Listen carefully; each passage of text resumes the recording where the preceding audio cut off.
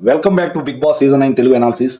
So మనం ఒకసారి తనూజ, భరణి, దివ్య గారి యొక్క ఈ సినారియోని మళ్ళీ ఇంకోసారి మాట్లాడుకోవాల్సి వచ్చింది.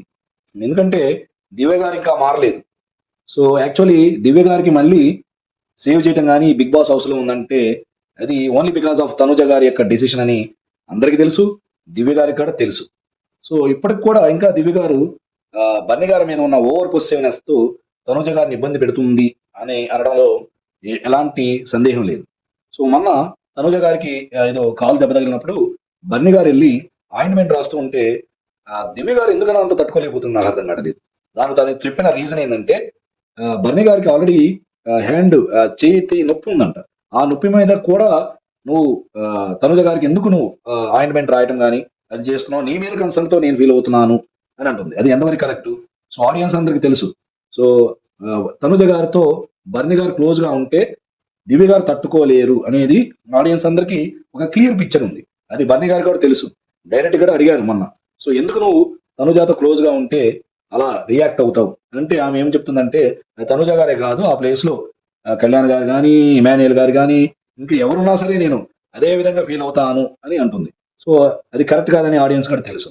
సో ఇంత జరిగిన సో మొన్న బర్ని గారి కూతురు వచ్చినప్పుడు ఇది క్రిస్టల్ క్లియర్ గా తెలిసిపోయింది. సో బర్ని గారి కూతురు వచ్చినప్పుడు ఫస్ట్ అందరి హౌస్ మేట్స్ ని కలిసేటప్పుడు తనూజ గారి దగ్గరికి వెళ్ళి పర్టికులర్ గా హక్ చేసుకొని, సో మీరు అండ్ మా ఫాదర్ అయిన బర్ని గారి మధ్యలో ఉన్న బాండింగ్ అంటే మాకు చాలా ఇష్టం, మా ఇంట్లో అందరం మేము చాలా ఫీల్ అవుతాం.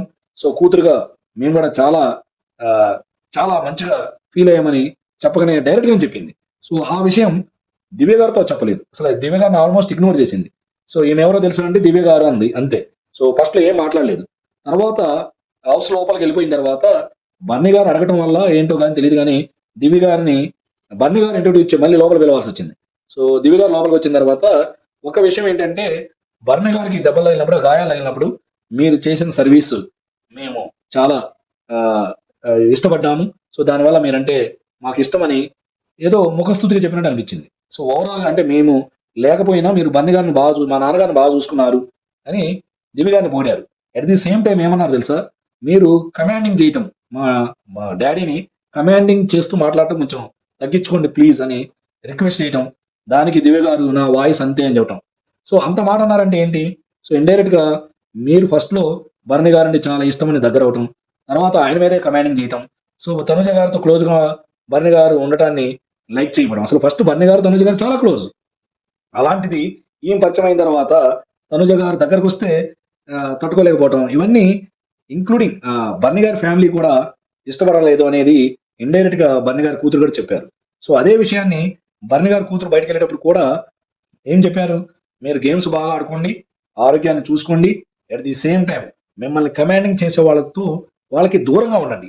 మిమ్మల్ని ఎవరైనా కమాండింగ్ చేస్తే కమాండ్ చేస్తున్నట్టు మాట్లాడితే ధైర్యంగా కట్ చేయండి, సమాధానం చెప్పండి, గట్టిగా వాదించండి.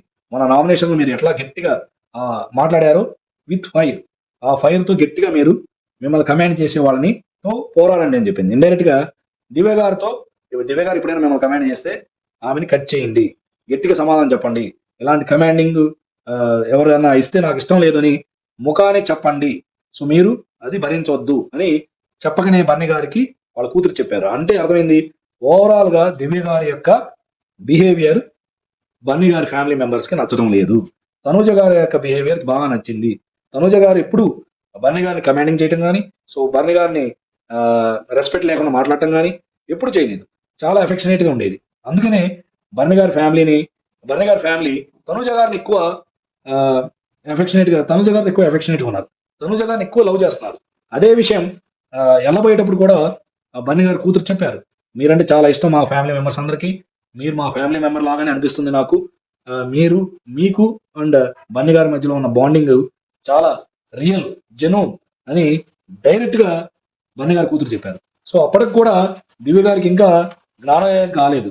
సో ఇప్పటికి కూడా ఇంకా ఆయింట్మెంట్ రాసినప్పుడు బయట గార్డెన్ లో గట్టిగా వాదించటం. సో అలా తనుజాకి ఎందుకు రాసావు, అలాగే నీ చేతికి పెయిన్ ఉంది కదా, నీకు కూడా ఆయింట్మెంట్ రాసిందా అంటే ఎస్ నాకు కూడా ఆయింట్మెంట్ రాసింది తనుజ అని చెప్తే ఇంకా ఆ ఫేస్ లో నెగిటివిటీ, ఆ యొక్క జలస్ అనేది క్లియర్ కట్ గా కనిపిస్తుంది. సో దీనికి చాలా మంది దీనివల్ల దివ్య గారు అనవసరంగా నెగిటివిటీ పెంచుకుంటున్నారు. సో మొన్న ఆల్మోస్ట్ ఎలిమినేషన్ అంచుల దాకా వెళ్ళి తనూజ గారి దయ వల్ల సేవ్ కాబడ్డారు. సో ఇలాంటి నేచర్ చూస్తే ఈసారి కానీ ఈ వీక్ కానీ నెక్స్ట్ వీక్ కానీ కొంచెం కష్టమే అనిపిస్తుంది. ఆడియన్స్ లో కూడా క్లియర్ కట్ గా ఆమె యొక్క జలస్నెస్ ఆన్ తనుజ గారి మీద కనిపిస్తుంది. సో ఆడియన్స్ డెఫినెట్ గా దివ్య గారికి గుణపాఠం చెప్తారు ఇలా ఉంటే. ఇప్పటికైనా మన దివ్య గారు తన యొక్క బిహేవియర్ మార్చుకొని అందరితో క్లోజ్ గా ఉండటం, ఎస్పెషలీ తనుజ గారితో కూడా బన్నీ గారు క్లోజ్ గా ఉంటే తట్టుకోగలగాలి, యాక్సెప్ట్ చేయాలి. ఎందుకంటే దివ్య గారు రాకముందే తనుజ గారు అండ్ బన్నీ గారి మధ్యలో ఆ క్లోజ్నెస్ ఉంది. ఆ ఫాదర్ డాటర్ యొక్క రిలేషన్షిప్ కానీ ఇద్దరి మధ్యలో ఆ క్లోజ్నెస్ ఉంది. అది తట్టుకోలేకపోతే ఎలా? సో ఒకనొక టైంలో వాళ్ళ ఫాదర్ గుర్తొచ్చి తనుజ గారు బన్నీ గారి యొక్క భుజం మీద వాలినప్పుడు కూడా ఆ జైలు సెట్టింగ్ దగ్గర నుంచి చూసి కొంచెం అసూయగా చూసినట్టు ఈజీగా ఆమె యొక్క ముఖ కవళికలు బట్టి మనం చెప్పొచ్చు. సో ఇదంతా ఆడియన్స్ గమనిస్తూ ఉంటారు. సో ఇప్పటికి కూడా ఆ దివ్య గారు ఇదంతా ఆలోచించకపోవడం అనేది ఆ, చాలా ఆశ్చర్యకరంగా ఉంది. దీనివల్ల ఓవరాల్ గా దివ్య గారే నష్టపోతారనటంలో ఎలాంటి ఆలోచన లేదు. సో సెకండ్ థాట్ లేకుండా సో దివ్య గారికి మాత్రం ఫుల్ నెగిటివిటీ వస్తుంది. సో ఇదొకటి దివ్య గారు మార్చుకుంటే బెస్ట్ అని నా సలహా. సో తనూజ గారు కూడా అందుకనే ఒక మాట అని చెప్పారు, బన్నీ గారి దివ్య గారితో చెప్పారు. సో నేను వచ్చి మీతో క్లోజ్గా ఉండటం కానీ మాట్లాడటం తనకి ఇష్టం లేదు కాబట్టి దివ్య గారి దగ్గరకు వచ్చినప్పుడు కానీ దివ్య గారి దగ్గర ఉన్నప్పుడు కానీ నేను ఆటోమేటిక్గా నేను మీకు దూరంగా ఉంటున్నాను. సో నేను మీతో ఉండటం దివ్య గారికి ఇష్టం లేదు, అందుకని నేను కావాలని దివ్య గారు వస్తున్నప్పుడల్లా నేను దూరంగా వెళ్తున్నాను అని యొక్క తన యొక్క జెన్యూన్ నేచర్ కూడా చెప్పింది. అది కూడా దివ్య గారు యాక్సెప్ట్ చేయట్లేదు. సో ఇది ఎంతవరకు కరెక్ట్ అనేది ఆడియన్స్ భవిష్యత్తులో డిసైడ్ చేస్తారు. సో బన్నీ గారు కూడా చెప్పకనే చెప్పారు, ఎందుకు నువ్వు అలా చేస్తున్నావు నువ్వు అని కొంచెం గట్టిగానే, ఈసారి మాత్రం కొంచెం గట్టిగానే చెప్పారు. తన కూతురు చెల్లిన తర్వాత గట్టిగానే చెప్పాడు. సో ఇప్పటికి కూడా దివ్య గారు మారబోతే సో అది దివ్య గారికే నష్టం. ఇది నా అనాలిసిస్ ఆన్ బర్ని గారు, తనూజ గారు, దివ్య గారి మధ్యలో ఉన్న ఈ యొక్క పర్టికులర్ సినారియో గురించి నేను చెప్పిన అనాలిసిస్. ఇది మీకు నచ్చినట్టయితే కమెంట్ చేయండి, షేర్ చేయండి. అలాగే నా ఛానల్ బలారెడ్డి ఎంకాని సబ్స్క్రైబ్ చేయండి. జై హింద్.